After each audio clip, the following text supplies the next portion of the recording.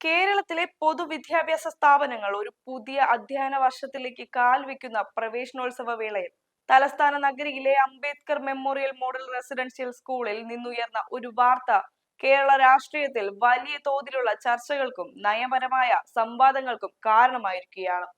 ജനപ്രതിനിധിയായ V Muraleedharan പങ്കെടുത്ത പ്രവേശനോത്സവ ചടങ്ങിൽ ഗോത്ര വിഭാഗത്തിൽപ്പെട്ട കുട്ടികൾക്ക് മിഠായി നേരിട്ട് കൈകളിൽ നൽകാതെ മേശപ്പുറത്ത് വിതറിയത് വലിയ രീതിയിലുള്ള വിവേചനമാണെന്ന ആരോപണമാണ് ഇപ്പോൾ സാമൂഹ്യ മാധ്യമങ്ങളിലും രാഷ്ട്രീയ ഇടങ്ങളിലും ഒരുപോലെ ഉയർന്നു വന്നിട്ടുള്ളത്. ഉദ്ഘാടകയായ മന്ത്രി എ തുളസിയുടെ സാന്നിധ്യത്തിൽ നടന്ന ഈ സംഭവം ഭരണ പ്രതിപക്ഷ ചേരികൾക്കിടയിൽ കടുത്ത വാദപ്രതിവാദങ്ങൾക്ക് വഴിമരുന്നിട്ടിരിക്കുന്നു. ഈ സംഭവത്തിന്റെ പശ്ചാത്തലവും അതിനോടുള്ള വിവിധ രാഷ്ട്രീയ പ്രസ്ഥാനങ്ങളുടെ പ്രതികരണങ്ങളും പരിശോധിക്കുമ്പോൾ വ്യക്തമായ ഒരു ആഖ്യാന വ്യത്യാസം പ്രകടമാണ്. മുൻ വിദ്യാഭ്യാസ മന്ത്രി വി ശിവൻകുട്ടി ഉൾപ്പെടെയുള്ള രാഷ്ട്രീയ നേതാക്കൾ ഇതിനെ ശക്തമായി അപലപിക്കുകയും ഇത് ചരിത്രപരമായ വിവേചനങ്ങളുടെ പുനരാവിഷ്കാരമാണെന്നും ഒരു ജനപ്രതിനിധിക്ക് ചേരാത്ത സവർണ മനോഭാവത്തിന്റെ പ്രതിഫലനമാണെന്നും ആരോപിക്കുന്നു.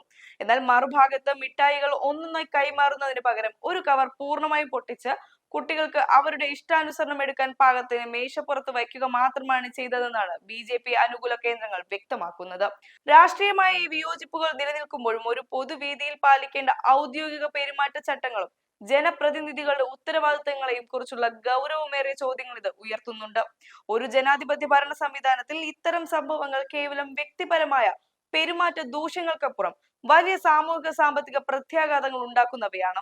പ്രത്യേകിച്ച് പാർശ്വവൽക്കരിക്കപ്പെട്ട വിഭാഗങ്ങളിലെ കുട്ടികൾ പഠിക്കുന്ന സ്കൂളുകളിൽ നടക്കുന്ന ഓരോ ഔദ്യോഗിക ചടങ്ങുകളും അതീവ ജാഗ്രതയോടെയും തുല്യതാ മനോഭാവത്തോടു കൂടി വേണം സംഘടിപ്പിക്കാൻ.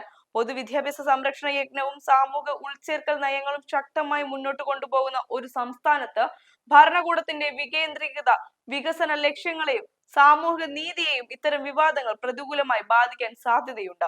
ഭരണനിർവഹണ രംഗത്ത് തുല്യതയും ആത്മാഭിമാനവും ഉറപ്പുവരുത്തുക എന്നത് ഏതൊരു സർക്കാരിന്റെയും അടിസ്ഥാനപരമായ കടമയാണ്. ഇത്തരം നിർണായകമായ സാഹചര്യങ്ങളിൽ ജനങ്ങൾ കേവലമായ കക്ഷി രാഷ്ട്രീയ താല്പര്യങ്ങൾക്കപ്പുറം ജനാധിപത്യ മൂല്യങ്ങൾക്കും സ്ഥാപനപരമായ സുതാര്യതയ്ക്കും മുൻഗണന നൽകേണ്ടതുണ്ട്. ഒരു ജനപ്രതിനിധിയുടെയോ മന്ത്രിയുടെയോ സാന്നിധ്യത്തിൽ നടക്കുന്ന പരിപാടികളിൽ പ്രോട്ടോകോൾ ലംഘനങ്ങളോ വിവേചനപരമായ സമീപനങ്ങളോ ഉണ്ടാകുന്നുണ്ടോ എന്ന് നിരീക്ഷിക്കാൻ ശക്തമായ ഒരു ഓഡിറ്റിംഗ് സംവിധാനം ആവശ്യമാണ്. മുൻവിധികളില്ലാത്ത ഇത്തരം നിഷ്പക്ഷമായ വിശകലനങ്ങളിലൂടെ മാത്രമേ നമ്മുടെ ജനാധിപത്യ സ്ഥാപനങ്ങൾക്ക് ജനങ്ങളോടുള്ള മറുപടി വർദ്ധിപ്പിക്കാൻ സാധിക്കുകയുള്ളൂ.